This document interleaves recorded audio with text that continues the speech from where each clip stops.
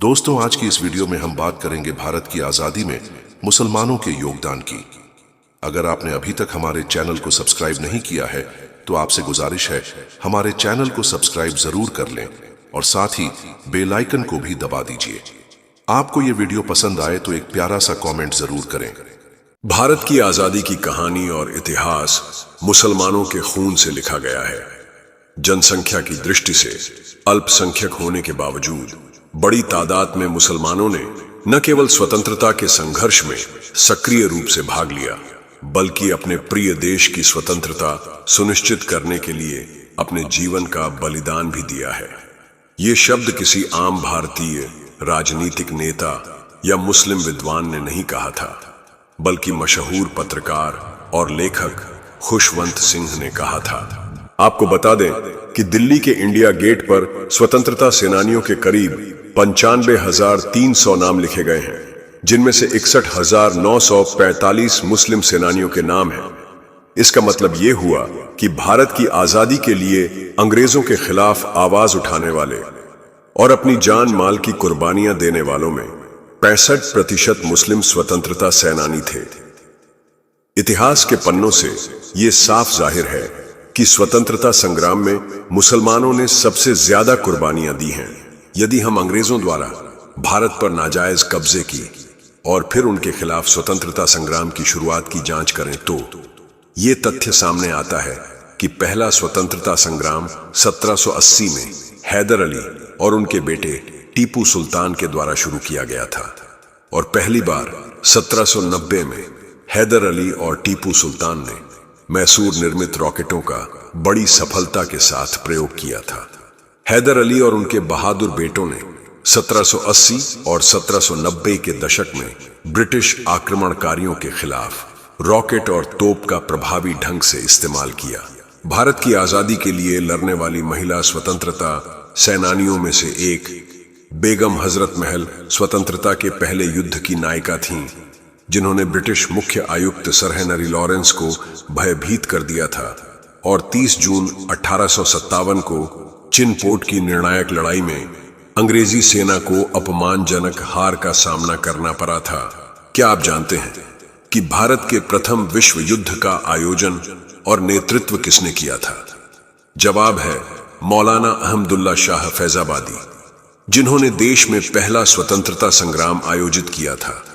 स्वतंत्रता संग्राम में बड़ी संख्या में स्वतंत्रता सेनानियों ने अपने प्राणों की आहुति दी थी, जिनमें से 90% स्वतंत्रता सेनानी मुसलमान थे।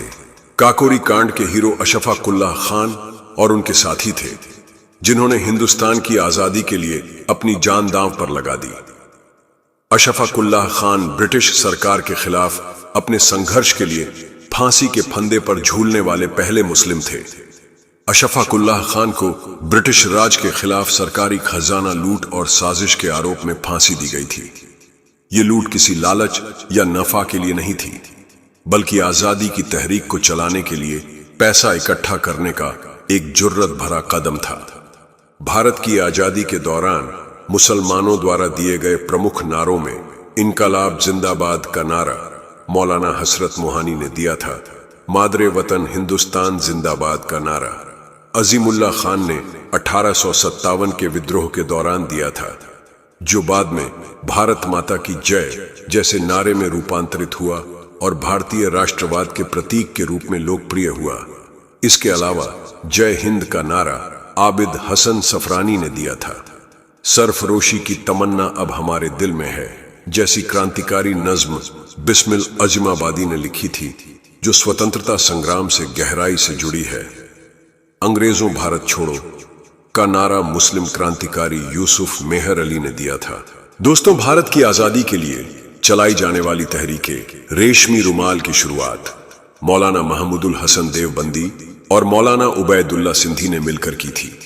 दारुल उलूम देवबंद से शुरू की गई तहरीके रेशमी रुमाल, जिसका असल बुनियादी मकसद था भारत की आजादी, तहरीके रेशमी रुमाल हिंदुस्तानी मुसलमानों और आजादी पसंद रहनुमाओं की एक गुप्त कोशिश थी, जिसने आगे चलकर आजादी की तहरीक को नई रफ्तार दी। जब अंग्रेजों को इस गुप्त तहरीके रेशमी रुमाल की जानकारी हुई तो बहुत से उलेमाओं को गिरफ्तार कर लिया गया और मौलाना महमूदुल हसन को माल्टा की जेल भेज दिया गया। दोस्तों, क्या आप जानते हैं कि अमीर हमजा नाम के एक मुस्लिम शख्स ने इंडियन नेशनल आर्मी यानी आजाद हिंद फौज को लाखों रुपए का दान दिया था। वो भारतीय राष्ट्रीय सेना के स्वतंत्र पुस्तकालय के प्रमुख थे और वो भारत के एक मुसलमान थे।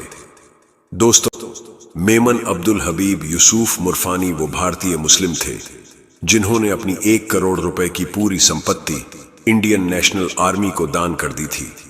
उन दिनों 1 करोड़ रुपए कोई मामूली रकम नहीं थी।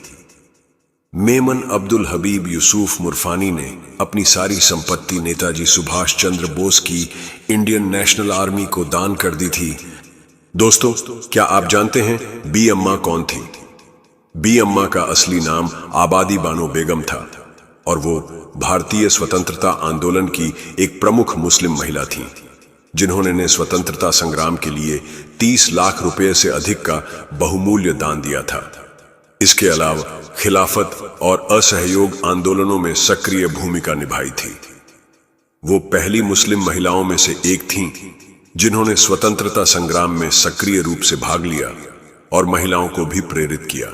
दोस्तों, जब भी हम अपने देश के तिरंगे को देखते हैं तो हमारा दिल शान, गर्व और देशभक्ति से भर जाता है। तिरंगा न सिर्फ हमारे देश की एकता और अखंडता का प्रतीक है, बल्कि ये भारत की पहचान का भी प्रतीक है। आज हम जिस तिरंगे को देखते हैं, हमारे इस तिरंगे को वर्तमान रूप भारतीय मुस्लिम महिला सुरैया तैयब जी ने दिया था। कोई भी इंसान भारत की आजादी के लिए अपनी जान माल की कुर्बानी देने वाले मुस्लिम मुजाहिदीन पर हजारों किताबें लिख सकता है। आजादी की तहरीक कोई 1-2 साल की नहीं थी, बल्कि लगभग 200 साल की जद्दोजहद का नतीजा थी। 1857 की गदर, रेशमी रुमाल तहरीक, खिलाफत मूवमेंट, असहयोग आंदोलन, भारत छोड़ो आंदोलन, आजाद हिंद फौज वगैरह देश की आजादी के लिए लाखों लोगों ने जेलें काटी, फांसी के फंदे चूमे, गोलियों का सामना किया। भारत की आजादी का इतिहास उठाकर देखा जाए तो उसमें मुस्लिम रहनुमाओं और उलेमा की कुर्बानियों का इतना विशाल हिस्सा है कि उस पर सचमुच हजारों किताबें लिखी जा सकती हैं। दोस्तों, ये थी भारत की आजादी में मुसलमानों के शानदार योगदान की एक झलक। एक मुस्लिम होने के नाते इस वीडियो से आपको जरा सा भी फख्र महसूस हुआ हो तो इस वीडियो को लाइक शेयर जरूर करें और हाँ, हमारे चैनल को सब्सक्राइब जरूर करें ताकि आने वाले वीडियोस आप तक पहुंचे सबसे पहले।